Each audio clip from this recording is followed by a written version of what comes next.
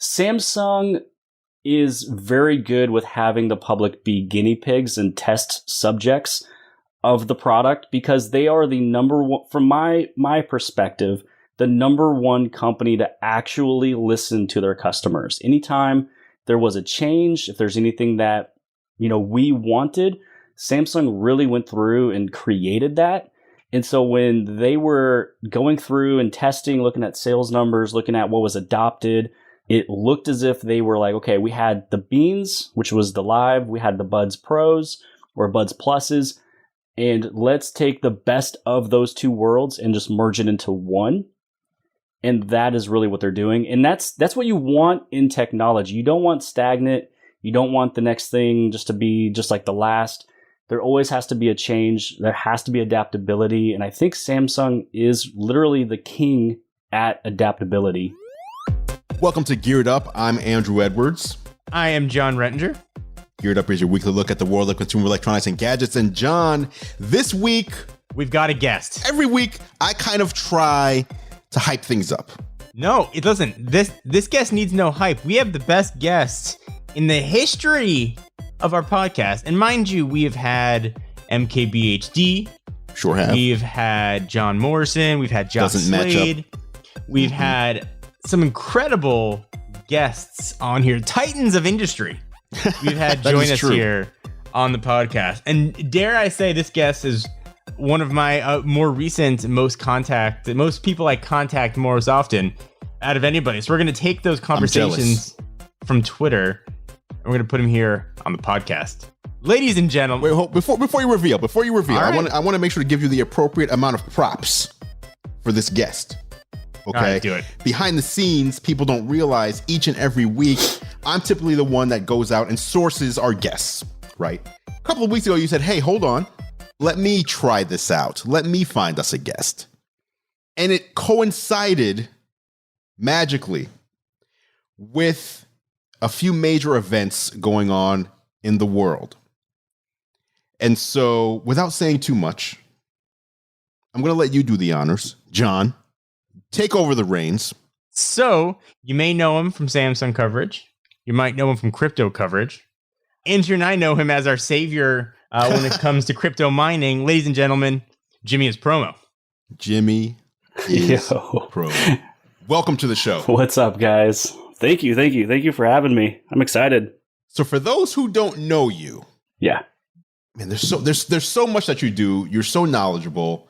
Like I've talked to you in DMs a few times, but you don't know how much of your content I have devoured over the past 2.5 weeks and appreciated. You're someone who I can genuinely just say, when I watch a video of yours, I walk away smarter in some way. Yeah, that's fair. Tell people who you are and what you do. Well, thank you for the introduction. I felt like that was just above and beyond. I'm just excited to be here. But yeah, so mostly on my channel, it started with Samsung tips, tricks, tutorials.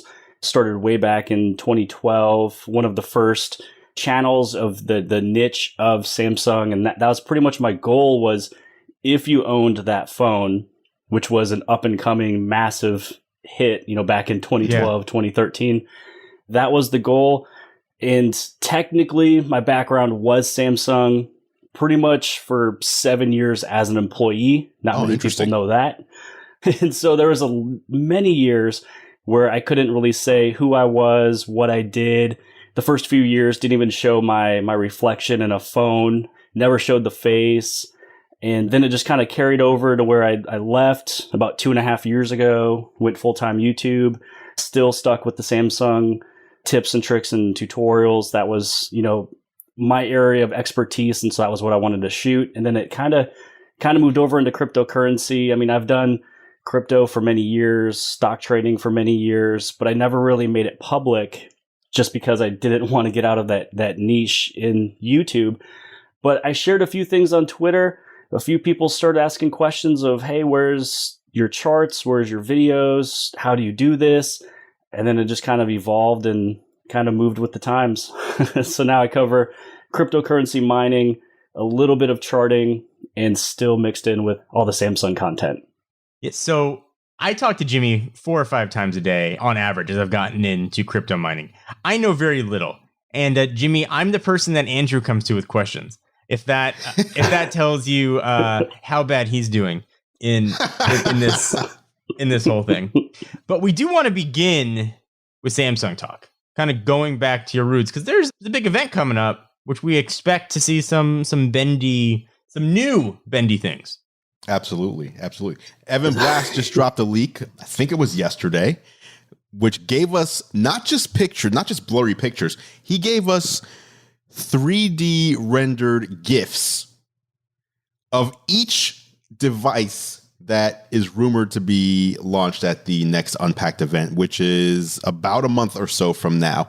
The Galaxy Z Fold 3, Galaxy Z Flip 3, the Galaxy Watch 4, which would be Samsung's first Wear OS watch instead of their own Tizen OS, and then Galaxy Buds 2. So, John, I feel like this is an event made for you. I mean, it's true. I do love I do love folding things. I mean, I love them. I need them. I also like watches that are round. So I'm generally pretty happy overall with what it appears to be coming from Samsung. And Evan's about as reliable. And I know Evan personally for many, many years as a friend and a colleague. And he takes his profession and craft very seriously. And he doesn't leak or share anything that he hasn't vetted or trust. So I completely one of the best. Completely trust his leaks pretty much as if they came from Samsung themselves. So, do you want to start with the Z Flip? Z Flip 3, talk about it. All right. So, fixing a lot of the problems I think that the original Z Flip had, right? The Foldy Boy. Clamshell phone, folds up. The outside display was a joke, right? I mean, you could be like, if there's one thing Samsung fixed, it's clearly going to be that. And it appears that is what they fixed. They didn't go as big as like the Razr 5G or the Razr, but it does appear to have a usable outer screen on it. We don't know if it's touchscreen or what, but it does at least you can see something on it, which is certainly welcome. 2 cameras now on it. I believe the first one only had a single camera. It's been a while since I took a look at that device. Smaller gap, so it looks like a little tighter hinge. I like that. Yeah, we don't know if there's going to be any sort of IP ranking, which does appear to make its way to the Z Fold. But I would imagine they're going to share very similar features in that regards. And I mean, I was a big fan of that design, and actually the wife, she used my Galaxy Z Fold, I believe, for about 3 or 4 months. It's just one of those things that's just so small, and it was really marketed to women just because it was with the clamshell fit, it was resembling basically a makeup case where you open it up, you flipped it up. And that was really the main marketing behind it, along with its colors. But it was a really nice phone. And in terms of just the size, when you think about it, sometimes it's almost nice to have something a little bit more narrow. And it was comfortable to hold. And I just remember placing it up on my dash in the car and being able to shoot a video while still being safe on the road. It was sitting up there. I wasn't holding it. So you can like live stream, you can take photos, videos. It was such a good design, especially for anybody doing our type of work who needs to just set it down, take a step back, and really good with, video chat with family. It's hard to argue, right? People love this. We're passionate about the phone. It appears to be the upgrade everybody expected, right? Snapdragon 888. Don't know if it'll be the 888 Plus. I'd assume 12 gigabytes of RAM. Same camera setup I'm imagining that we have in the S21 Plus. I don't want to say to paint by numbers thing. It's still a foldable phone. But I think it's the upgrade people were expecting with this, which all will be very, very welcome. I would certainly think if we have some sort of IP rankings, that would be nice. But obviously a very well-rounded phone. I'm not a fan of this form factor. Just being honest. I'm not a fan of the candy bar phone that folds into a clamshell. I couldn't use it, but I loved it. I feel like once it's unfolded, it's a worse phone than almost any other phone that has that unfolded form factor. Okay, so let's back that up. What made it worse for you? The display feel. Like I'd rather have a S21, for example. I'd rather just have the S21 non-foldable versus an unfolded Z Flip 2. Is it? Wait, are we? There's only been one Z Flip, right? But who knows what they're going to call it? So the The current one, whatever the current Z Flip is. The Z Flip. So not the Fold. I'm not talking about the Fold here, just the Flip itself. I feel like just a standard smartphone is a better experience once unfolded. And it's the only benefit is that it's smaller when you're not using it. That's a huge benefit. And I do want to give Samsung credit where I think credit's deserved. You don't get to those versions of this phone that feel similar, that maybe don't have a crease, or the screen technology evolves unless you go through these iterations of maybe the screen's feeling perhaps inferior. And if it's inferior, the screen still folds in half. It's still at 120 refresh rate screen, still was an OLED display, still had micro thin glass on top of it. So I kind of feel the same way. It wasn't a phone that I could use on a daily basis, but I bought one and I loved that it existed because that's how we're going to get to these mainstream foldables. On that note, can I move over, because I have a reason I want to switch to the Z Fold 3? Oh yeah, this one has me excited. Yes, please do. Talk about more mainstream things. So the rumor mill's been churning, and this is what I'm expecting from people that I trust. This is a phone, and I'm holding a Z Fold 2 in my hand because I love it. A phone that is going to look almost identical to the Z Fold 2. And I think to a lot of people, the initial reaction is, well, what the heck? Where's my trifold? Where's my giant tablet? Where's my in-screen fingerprint reader and all that kind of stuff? And I think all those are coming. But if you look at the problems that I think the Z Fold 2 has had, the first one is price, right? It's really expensive. It's not attainable for a lot of people.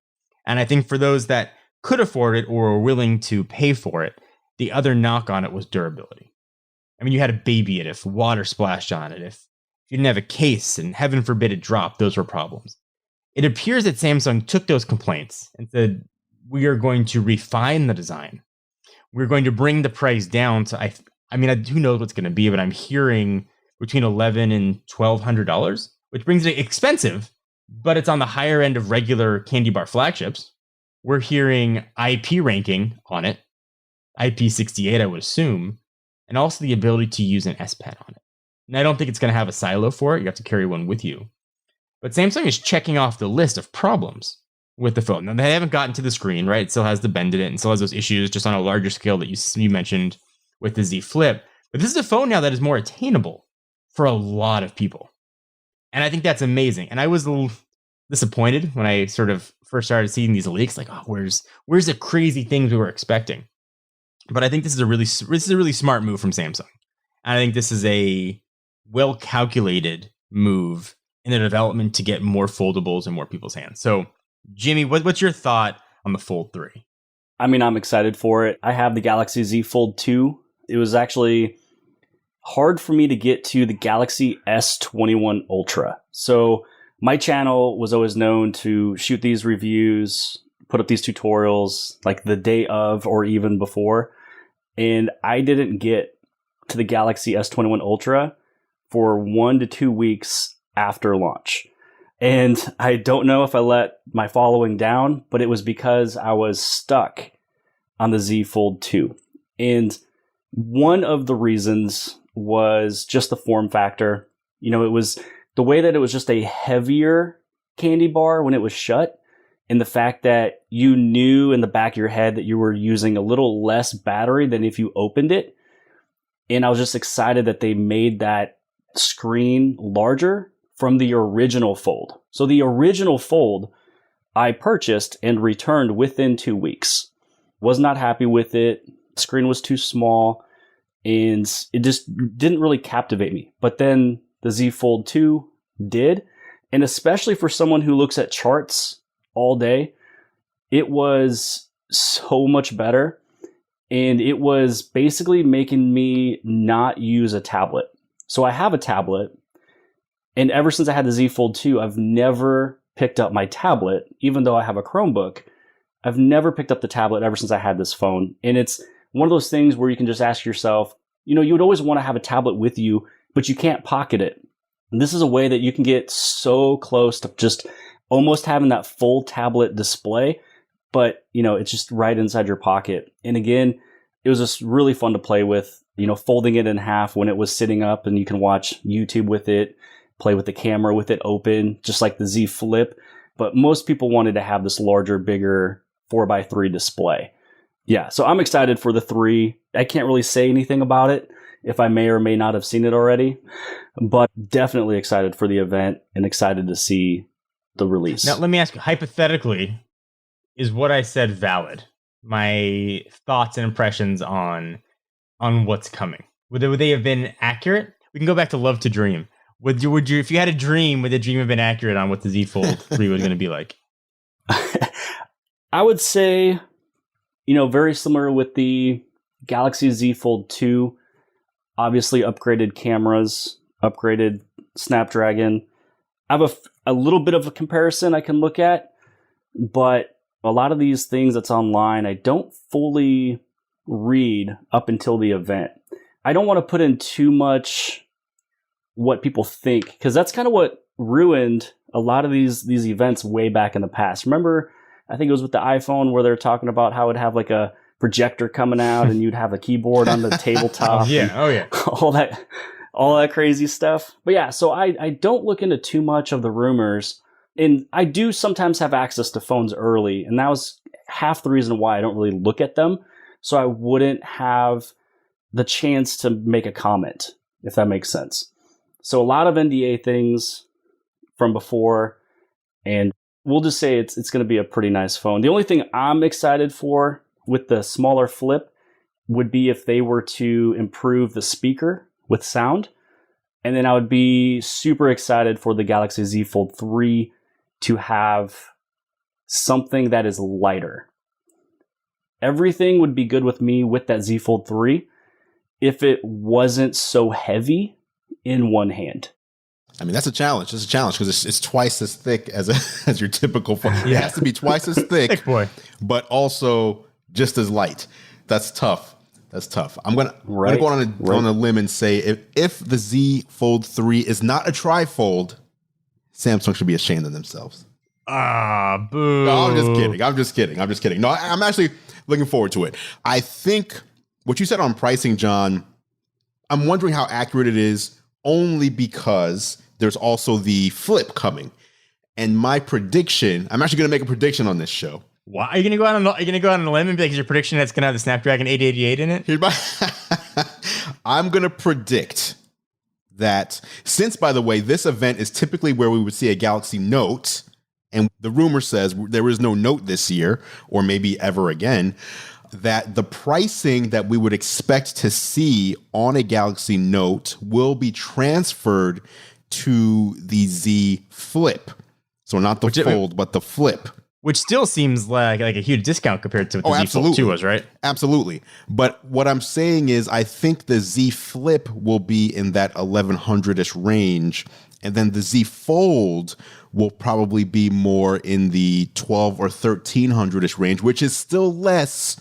Still much less. A couple $100 than last year. And this is bringing it in line with what the Notes and Note Ultra were last year. So basically, if they're going to replace the Notes with foldables, including a foldable that has S Pen support, I feel like this is a much better lineup than having a Galaxy S and a Galaxy Note, which are, over the past couple of years, have been so similar.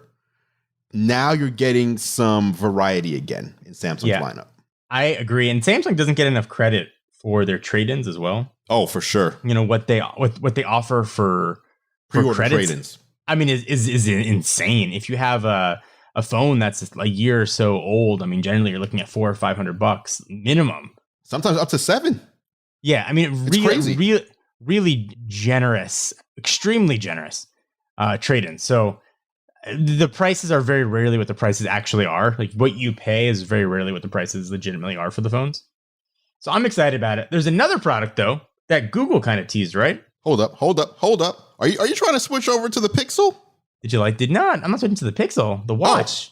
Oh, okay. Sorry. My apologies. Because we got Andrew the Pixel 6 also. Andrew got sassy for a minute, and it came back to bite him in the ass.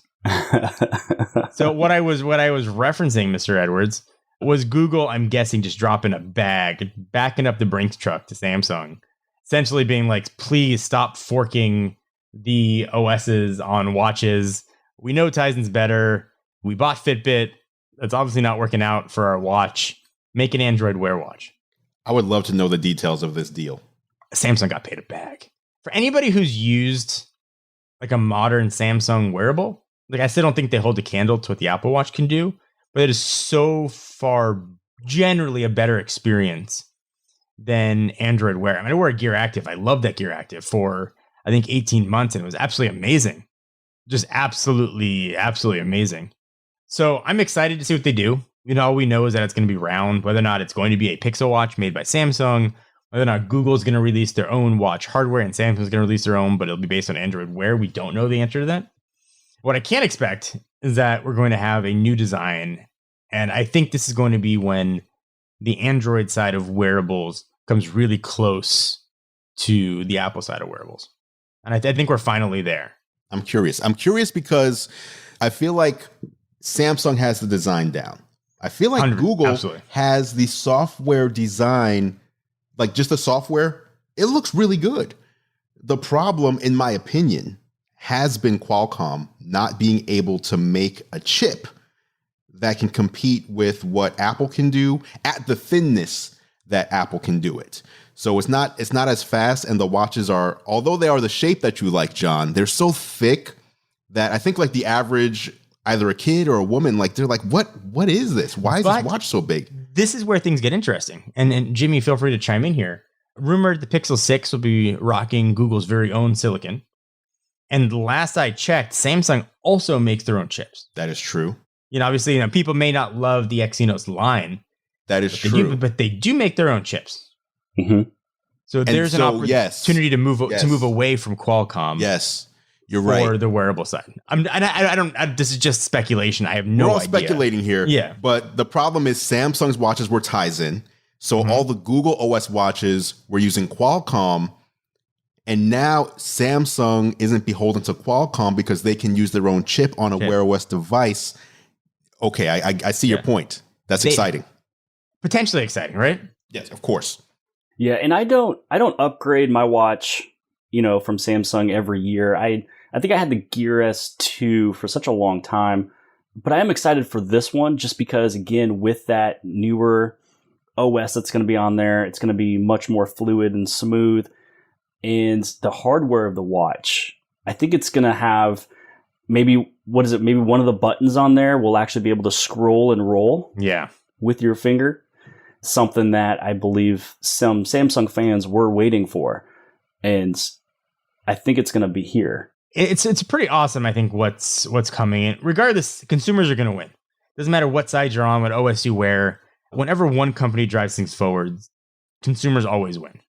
This is good stuff. Like, I'm excited about this event. I did say earlier, like, the Z Flip is my least favorite. Like, it's still a cool phone. It's just not my favorite out of everything. The one that confuses me, and I want to get you guys' opinion on this, I feel like Samsung has like 4 different lines of earbuds. I mean, they do. We've got the Galaxy Buds, the Buds Pro, the Buds Live. There might be another one in there. So now we're getting the Buds 2? I got to ask Jimmy that. I can't keep track of all their headphones. Jimmy, do you know about this? Yeah, that one, their headsets are starting to get a little confusing with the Live and then the Buds Pro, the Buds 2. I believe I might have seen an image, if I can try and find it here. It's kind of like they're just merging the Live with the Pros. Okay. I mean, that makes sense. But that makes more sense. Weren't the Lives the bean ones? Yes, those were the bean-shaped ones. Basically, the Galaxy Buds 2 would be the successor of the Galaxy Buds Plus, is what we're looking for here. And I mean, the Galaxy Buds Plus were very nice, and I felt like they had a better fit than the Live. Like the beans didn't really seem to have the best fit. And I feel that they are moving over and updating basically the Galaxy Buds Plus, which was a beautiful red design. I'm actually looking at it across the table, and it's kind of like the Buds Plus in the case of a Buds Live. But it's going to be longer, but it's going to be like the round. I feel it's going to be a much better fit because I was a bigger fan of the Buds Pro than I was the Beans. And so that's basically what they're doing is the Galaxy Buds 2 successor to the Buds Plus. Okay, so we had the Buds Plus, the Buds Live, and the Buds Pro. I'm lost. We've lost everybody here. No, this is good. We're getting consolidation. Samsung is very good with having the public be guinea pigs and test subjects of the product, because they are the number one, from my perspective, the number one company to actually listen to their customers. Anytime there was a change, if there's anything that, we wanted, Samsung really went through and created that. And so when they were going through and testing, looking at sales numbers, looking at what was adopted, it looked as if they were like, okay, we had the Beans, which was the Live, we had the Buds Pros or Buds Pluses, and let's take the best of those two worlds and just merge it into one. And that is really what they're doing. And that's what you want in technology. You don't want stagnant. You don't want the next thing just to be just like the last. There always has to be a change. There has to be adaptability. And I think Samsung is literally the king at adaptability when it comes down to really any of their products, if it's TVs, cell phones, and audio. Okay, so that's the Samsung rumors. Before we jump into the crypto world, let's talk about a couple of rumors that Mark Gurman dropped yesterday. Mark Gurman, one of the best sources. He's basically, if we were just talking about Evan being so great, although Evan does more than just Samsung, but when it comes to Apple in particular, it's really hard to find someone better than Mark Gurman from Bloomberg. So he has a new weekly newsletter now, and he drops hints and clues each week as to what's coming and what he's heard. So first one, which might be the most exciting one for me, is a redesigned iPad mini. A lot of people don't know this, or maybe weren't around back then, but back in 2013, the iPad mini and iPad Air were both released, and they were literal carbon copies of each other, with the only difference being the size, kind of like the iPhone 12 Pro and 12 Pro Max, although the Pro Max even has better camera than the Pro does. They were the exact same device. And Apple hasn't done that ever again. It sounds like the new iPad mini is going to be a miniature version of the current iPad Air, which has the iPad Pro-esque squared off design. So the thinner bezel, the Apple Pencil magnetized on the side. And I've always had this feeling that the iPad mini is the quote unquote true iPad. Doesn't mean it's the most powerful iPad, but the one that you can it's the one that you can easily carry around. You can throw in your back pocket. If you want to have an iPad with you, like the iPad mini is a mobile device where all the other iPads are portable devices. The iPad mini can go in a pocket very easily. And so if you want to have an iPad with you, an Apple Pencil with you, the only easy way to do that is with an iPad mini. But it's never been powerful. It's never matched up to the rest of the lineup, except for that 1 year in 2013. It's always been older technology in the mini. If a product from Apple has the name mini in it, you can expect two things. First, they'll come out really strong when it's released with specs. Mind-blowing specs for something that size. And the second thing is that they will forget about it for like 6 years. Well, and just pretty much leave it. I think that's we haven't seen that yet with the iPhone mini, but that's because it's still the first generation. Talk to me in 2 years. Yeah, I think you're right. Like the Mac mini has gone through that. The iPad mini similar. I'm excited to have a miniature iPad Air, basically. If this is a miniature iPad Air with the same specs as the iPad Air and Apple Pencil support, awesome. I'm happy about that. Second one is, I think we already know this, but his other rumor was a larger iMac to replace the 27-inch is quote unquote en route. I mean, of course it is, because we know there's a transition for every computer in Apple's lineup right now, and the 27-inch hasn't been replaced. So I'm not really sure how that one is news, unless he means it's coming imminently. What do you think, John? I mean, I want to know what the processor is going to be. Is really my big one. Is it going to be just a bigger version of what we already have? What's the design going to look like? Is it the same design that we have with the colors? Is it going to be more muted? I can be more forgiving with processors when it comes to laptops. I think that the M1 chips are very incredible for what they do. And they're very powerful, obviously. But when you come to a desktop PC, I think the power needs to be more than just the exact same chip that's in a laptop. It needs to be better than... It needs to be more than just a MacBook Pro with a really big screen. Oh, for sure. I agree with that. But yeah, and then that's all the iMac is right now, right? It's the iMac currently, yes. Well, I think the one thing that Apple has done, because you're right, the same chip that you find in the iPad Pro is the same chip in the Mac Mini, MacBook Air, MacBook Pro, and iMac. I think the only differences are as you go up the line, there's better cooling on that same processor, allowing it to do more due to just cooling. Other than that, it's the exact same chip. Yeah. So I'm hoping that this new iMac comes with something different. Maybe it's more cores. Maybe it's a new name with a M1X, M2, whatever. It needs to do more than just have a bigger screen. That's my thought on it. If it does that, then awesome. I'm here for it. Apple's transition to ARM, I think, has been close to seamless with Rosetta 2. So I believe the transition will go very well. I'm just not excited by the iMacs right now. Fair enough. We'll see what happens. We are 13 months into the 2-year transition that Apple told us. So we have 11 more months for Apple to get all the rest of their computers switched over to Apple Silicon. The reason Jimmy is quiet in this segment is because he doesn't use any Apple products. He's a Samsung guy. He told us that. Nope. You know, when it comes down to the Apple products, the only Apple product that I've owned was the iPod back in the day. I can't remember how many gigs it was. It was back with iTunes, put music on it. And how I got that was from actually doing an Apple commercial back in the day. So even that one I didn't purchase. So my background was acting, middle school, high school, college, affiliated with like the Fox Kids Network, moved to LA, moved to New York, did all that stuff. But one of the earliest commercials I've done was for the iPod when it was only sold at Target. Do you remember that? Oh yeah. The only place you could purchase was Target. So it was for a Target ad for the iPod, and I was one of those original shadows. What? Yeah. So the one that they used me for was for skateboarding and flipping.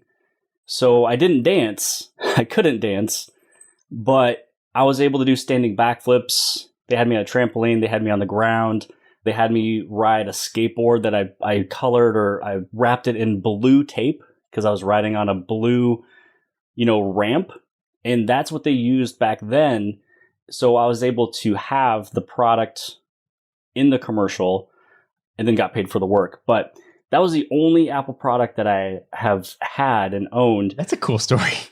And I mean, my son uses an iPad for school, but outside of that, everything is just PCs. They're just regular Samsung tablets, Chromebooks, either from Samsung or from Google.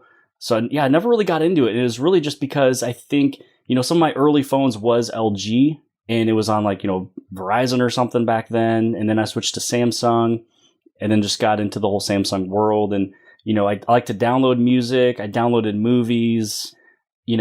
Micro SD cards were massive back then. And I didn't have an iTunes account except for just the iPod, and that was about it. And so, yeah, all Android basically in my entire life.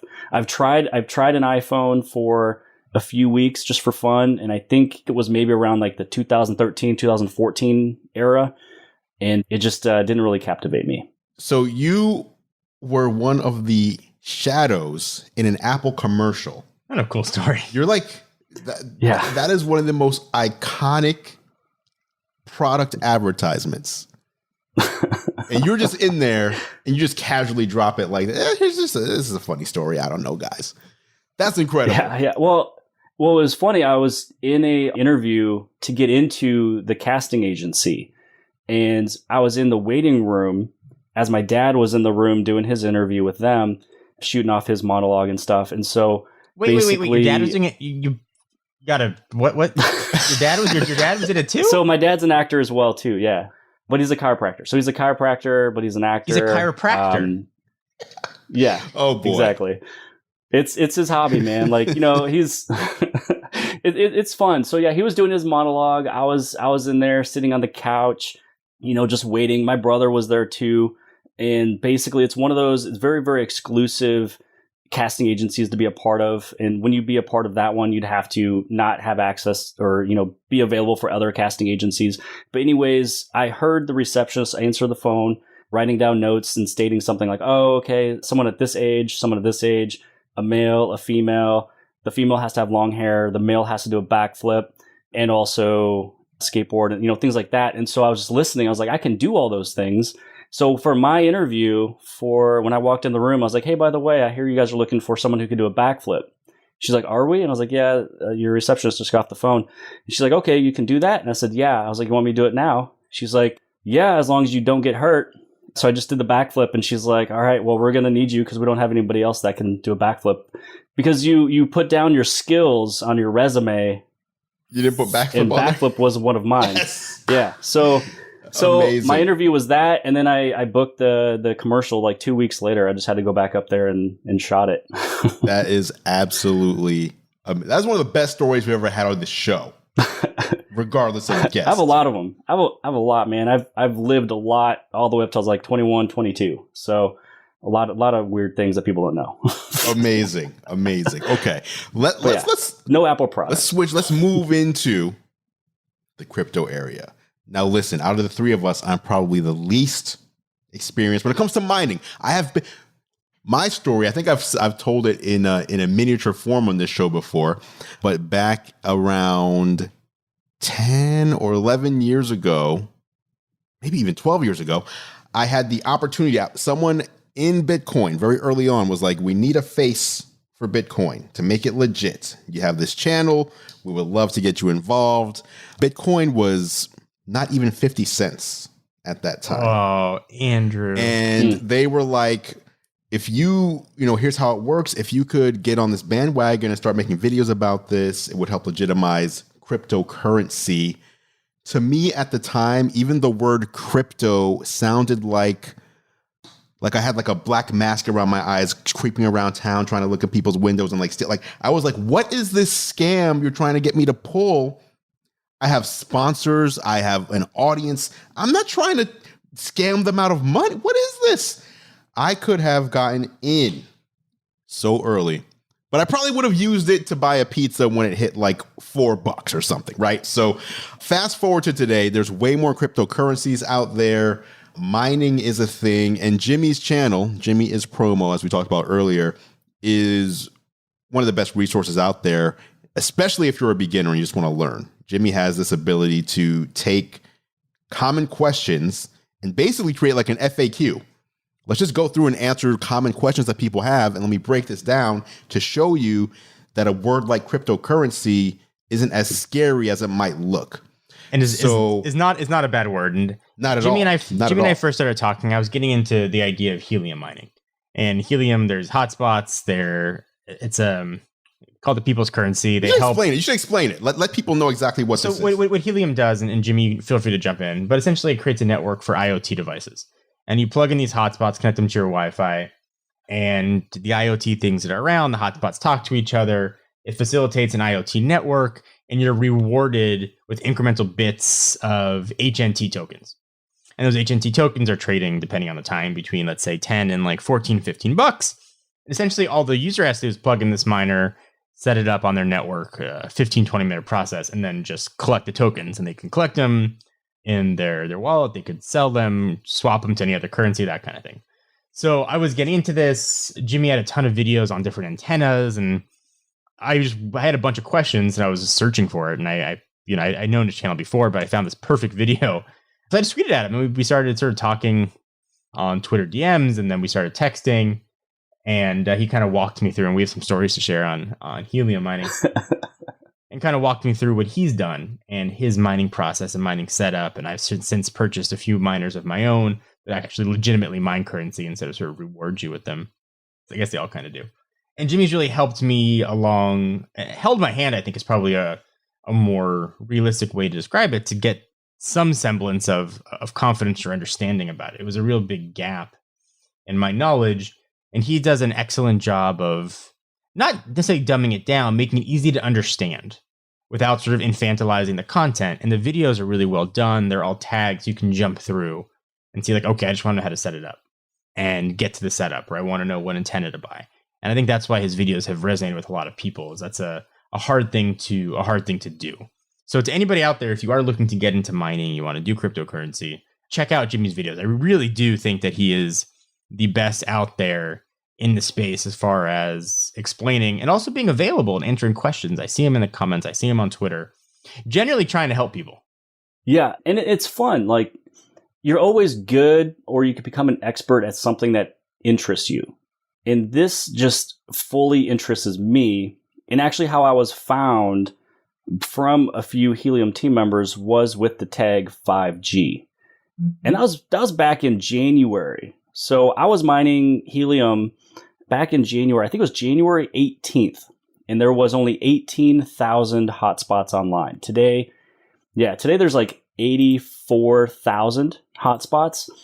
And what's crazy about it is I wish I could have gotten in it like 2 months earlier, because then I would have been a part of only like 5,000 hotspots that were sharing 5 million heliums a month. And here's the thing that I think some people forget. So when it comes down to mining any cryptocurrency, when it comes down to mining Bitcoin, Ethereum, you're buying rigs, you're buying ASIC computers that are super expensive. We're talking 5,000, 10,000, and those are the cheaper ones. You got $15,000, $20,000 miners that would take you 11 or 10 months to ROI the actual price of the miner itself. These are silent computers, basically just a Raspberry Pi. If you set up a Raspberry Pi, there's zero sound, there's nothing going on, and it's able to reward you with such a high ROI that can pay itself off in basically 7 days. You're making some assumptions, assuming that they all work properly. As long as you are near other hotspots in your area. So that's the thing, is I'm just trying to put to the point of a small mini silent miner that is $400, $500, $600 versus spending 10 times as much. But as long as you have other miners next to you, and actually I didn't. I had 2 miners that were my own. It was me, and then I put it at my neighbor's house. And back then when I was doing that, it only took, I think it was like 10 days to ROI that miner itself. And what's important about Helium is, instead of just thinking of, it's an easy way to kind of get rewarded with Helium that is trading at, $13. At one point it was up at $20 to $22. So you're easily able to pull in, $20 to $50 a day, pretty much no matter what price it's at. What's important with it is that, like, I have a Samsung SmartThings tracker. I got it from AT&T. I can't remember the price of it, but all I know is that after a year of usage, then it would be, I believe, $5 a month to run it. So I had to put a data plan onto a tracker to keep access of the GPS.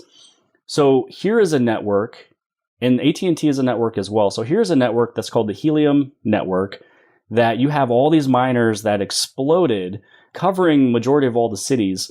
And so now you're able to have Internet of Things, you're able to have trackers, sensors that you wouldn't have to buy a data plan for.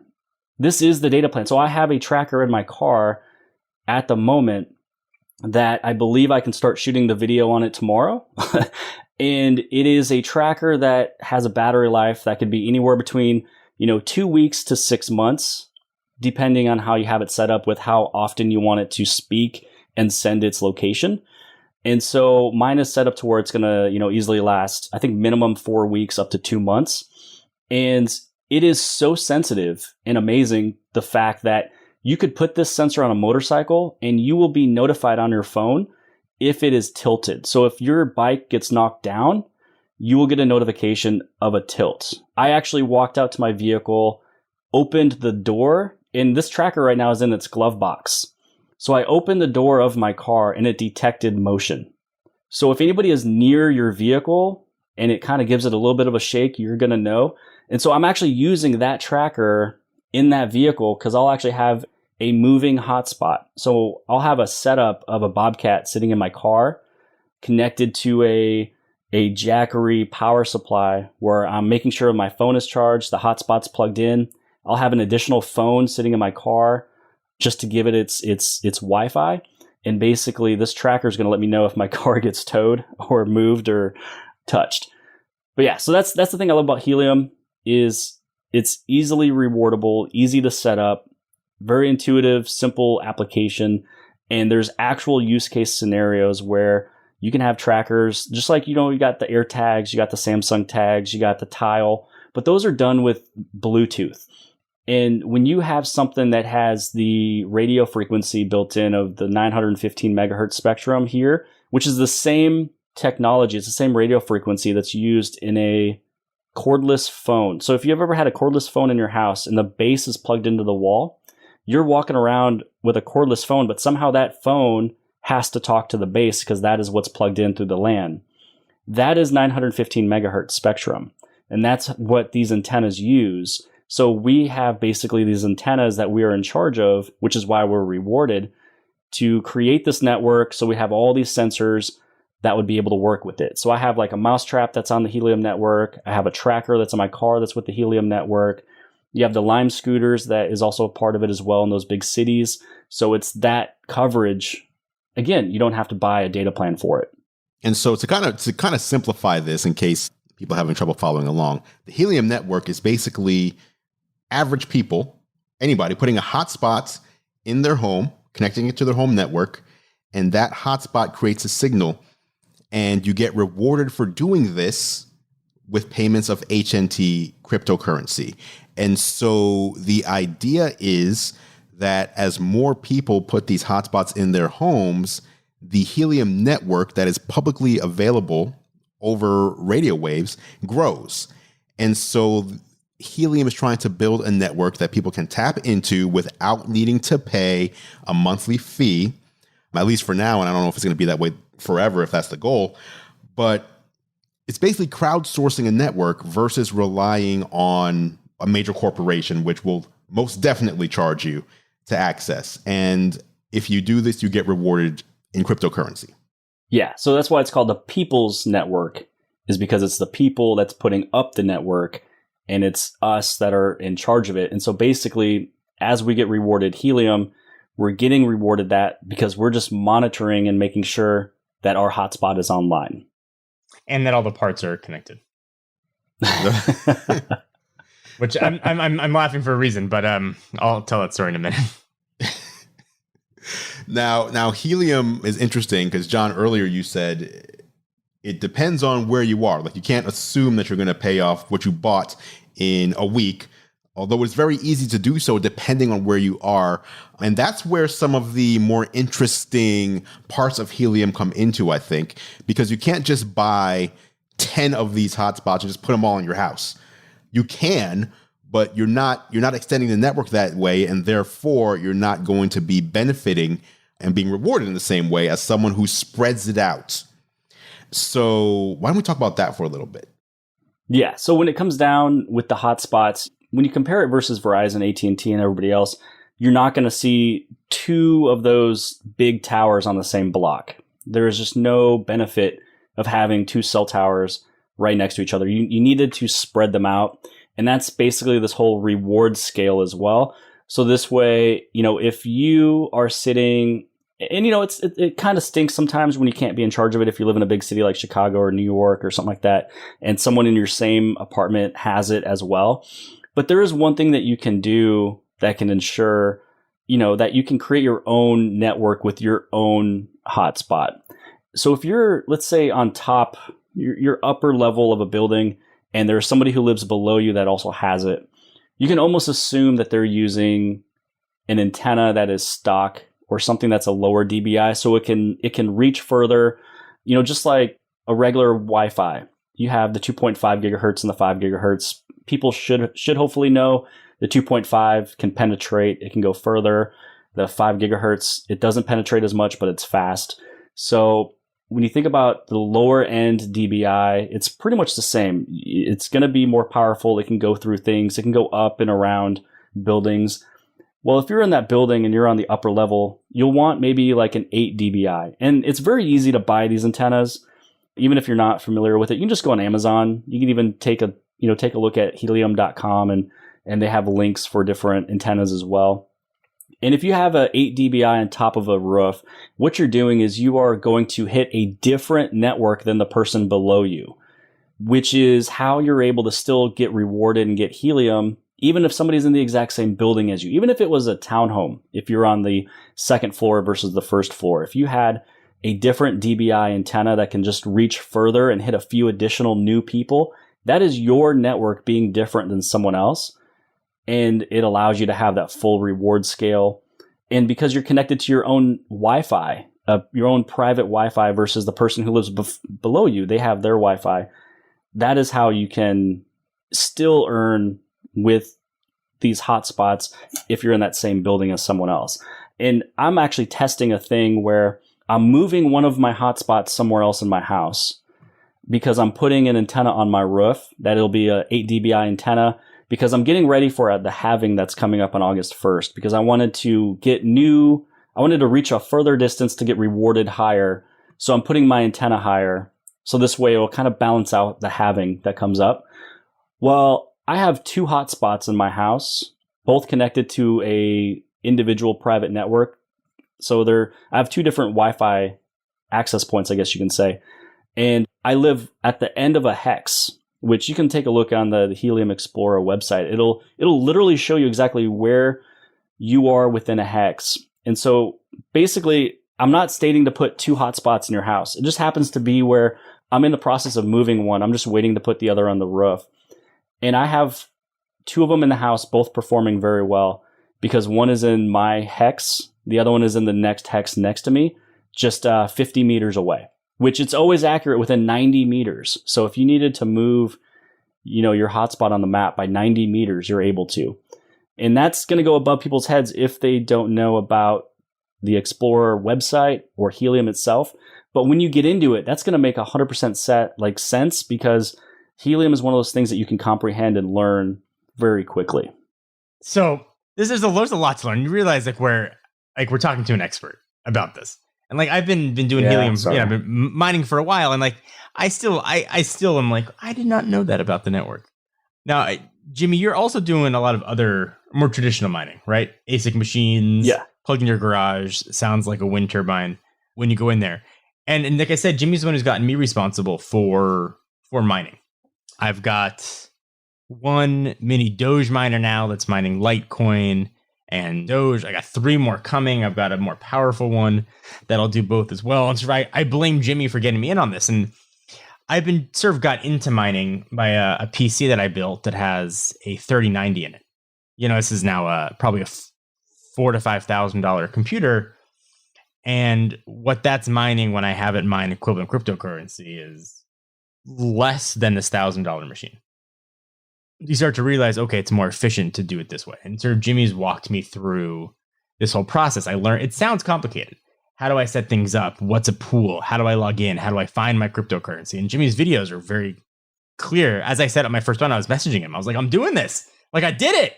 I sent him a picture of my advanced IP scanner open with his video tutorial on another screen next to it. I mean, that's not a joke. So it's been really helpful to sort of have somebody that can sort of walk you through it on the internet, but then somebody as a friend that you can just text and be like, did I break this? Help me. Please help me not to break this. It's easier than what people think. It is beyond easy. When you set up one ASIC miner, if it's going to be a Bitcoin miner, if it's an Ethereum miner, if it's the Litecoin with Dogecoin miner, which is merged mining, it's all really the exact same thing. You open up its dashboard, which you can find through the IP scanner. It's just a program that makes it very simple. It's a free program. You just download it to your computer. You find your miner, you open it up, and you really just basically put in where you want. It's working the moment you plug it in. You literally plug it into power, you plug in Ethernet, and it's running. There's nothing you need to do. There's no program you need to get. Once you open up the dashboard of the miner, you just state where you want that mined coin to go. And when you create a pool, it's just like creating a Twitter, a Facebook, or an Instagram. You put in your email, you put in your password, and then that's really kind of it from there. Once you log in and you select the pool, so if you're mining Bitcoin, you just choose a Bitcoin pool, which is right there. It's supplied on the screen, and you just do copy and paste. So I am now familiar with 3 different mining pools. I'm familiar with 3 or 4 different types of branded dashboards between Gold Shell and What's Miner and Canon. And I've learned one of them just today, actually. Never seen the dashboard, never watched another YouTube video, didn't try to look it up. Once you set up one, it's very simple that you can it's a skill that you can move to the next, but it's a very addictive skill. When you can think of the fact that you can invest money, so like I'm always investing money into Bitcoin and Ethereum and all the other coins, Litecoin, things like that.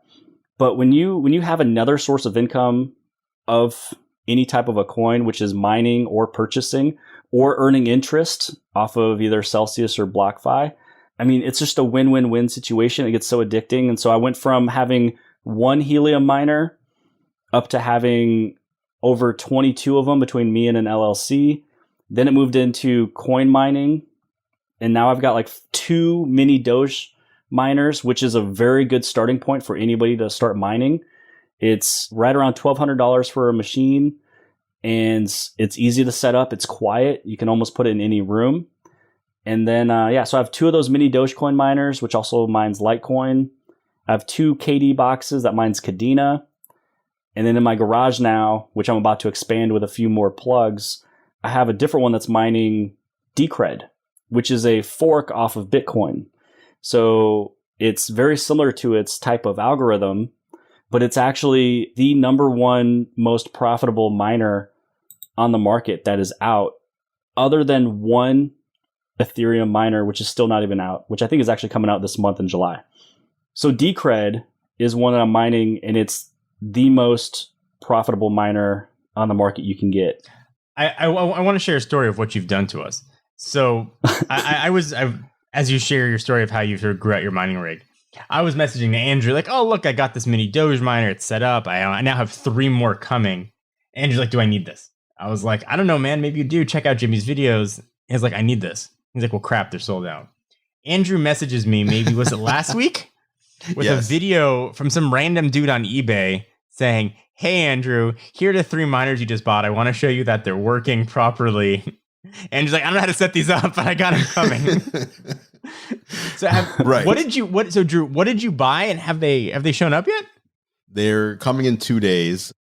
I forget the exact name because they all have these crazy, they're like named the way HP names their computers, like L3++, whatever. Oh, so yeah. So John, you bought I think you got an L3 Plus, which does like 504 mega hash. It's the Antminer L3 Plus. It's a script miner, so it can mine, Bitcoin and Litecoin. So I got the L3++, which is basically the same thing, but can do just a little more power. You had to show me up. It's really that's all I can find. Well, I'm gonna order the plus, and I'm gonna send you a video of it. All right, or Jimmy can just send us a picture of his garage, and we can both shut up. That's right. I mean, but this is incredible because, so obviously, as Jimmy said a little while earlier, you invest in the miner, and obviously there's also the power. How much you pay for power is going to differs across the board. If you're in California, it's going to be higher than if you're here in Washington, where it's super cheap. But you pay for the miner, you pay for the electricity to run it, and then you have your profit left over. And so I think most people who have heard of Bitcoin over the past couple of years, or Ethereum, they buy it. They buy the Bitcoin and then they hold it on Coinbase or something like that, and then they watch it go up and down. And there's nothing wrong with that. But this is an alternative where you buy the miner, which, for lack of a better term, creates the Bitcoin. It creates the Ethereum. It creates the Dogecoin, whatever it might be. And you have a machine or multiple machines in your house on your home network that are just creating cryptocurrency for you. You don't have to buy it. You have to buy the miner. But once you do that and you hit go, at that point, it's just making money for you, sitting quietly in your network closet or your garage or basically wherever you put it. Yeah. And I had someone who told me a long time ago that in order for you to become rich or wealthy, you need to have your money earn you money. And so if you can invest in either the coin itself or into this miner, which is very, very consistent. And I'm looking at your plus right now on the internet here. And I don't know how much you paid for it, but it looks like, let's say that your electricity bill within your area, like the cost is 10 cents per kilowatt hour. You're only going to be spending about maybe $2.50 a day to run it, but it could be making $8 a day. And so what you always have to think about is, it's an investment that will pay itself off, hopefully as long as the coin is doing well, in a good 10 to 11 months. And after that, that is your worker. That is like an employee of yours that is working, earning you money. And that is why they call them workers. So I have, 4 workers in the other room and 1 more in the garage. And I almost actually bought the L3 Plus. I almost bought it today, actually. I was looking at it. I was super excited, looking at the numbers. Buy it so you can set it up before mine comes. You can show me how to do it. Right? It's actually very simple. You've set up your mini Dogecoin miner, and this is the exact same. So actually, you'll just be opening up this dashboard from Bitmain, which isn't too bad. It looks different, but you will just plug in the same pool information and then your same wallet of where you want it to go. And what I love about this miner, it's called the script algorithm. And so with the script algorithm, it's a merged mining where you can actually mine Litecoin with Dogecoin being your reward. And in merged mining, whatever you get as a reward is always paid off higher. So you may get, let's just say you get like 0.1 Litecoin a day, but then you would get like 40 Doge. And it's just one of those things that I just love about merged mining. I just love the fact that you can accumulate cryptocurrency. And you basically need miners out there mining these because not all of them are minted already. They're not all pre-mined. There's some out there that are pre-mined, and some coins have to be mined to basically come out here into the world. And with the big thing that happened out in China where there's some massive farms shut down, if you're in a pool where a bunch of those just got offline, in cryptocurrency, there's a thing called block time, and block time has to stay pretty much the exact same. So if it takes 60 seconds to unlock this block, let's say, but a bunch of workers are now not there, they have to ease up on the difficulty of all these passwords that these miners are creating, right? So if there's less workers in this pool, they have to decrease the difficulty, which brings you more reward. So in terms of mining, right now is the perfect time to mine because a lot of these coins just became so much easier with the crackdown in China. I mean, there's a deep rabbit hole I think that we can go down with this. And I think absolutely Andrew and I have done it.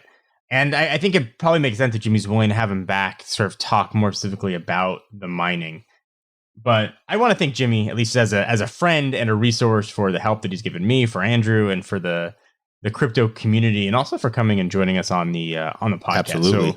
So Jimmy, yes, thank you for hanging out with us, for teaching us and sharing your expertise. Let people know where they can find you. Where can people find you if they want to learn more, if they're curious?